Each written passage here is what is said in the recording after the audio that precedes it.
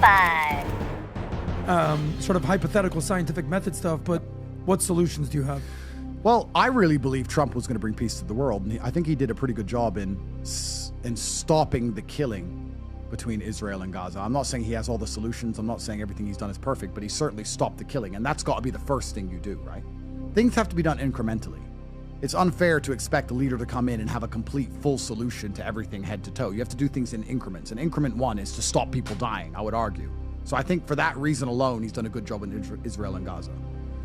As for Ukraine, Russia, well, Ukraine doesn't want to stop the fight because Ukraine is being sponsored by Soros and the insanity of Europe now. So Zelensky disrespected our president and our vice president in the Oval Office and then ran to our allies to be treated like a hero, which is completely mind-bending to me. If I was Donald Trump, I would be infuriated.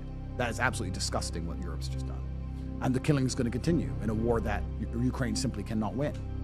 So you ask, how do you solve for world peace? That's a very difficult scenario. It's a very difficult question. It depends on each individual war at the time, right?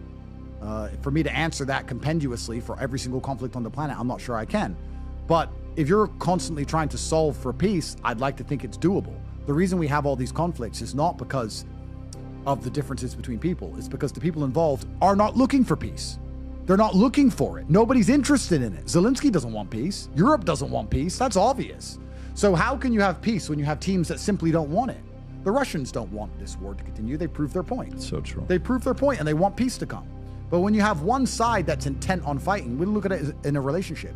You can have a man and a woman. The man can be the best man on earth. He can be the best speaker, the best relationship coach on the planet. If his woman's intent on fighting, she's gonna fight.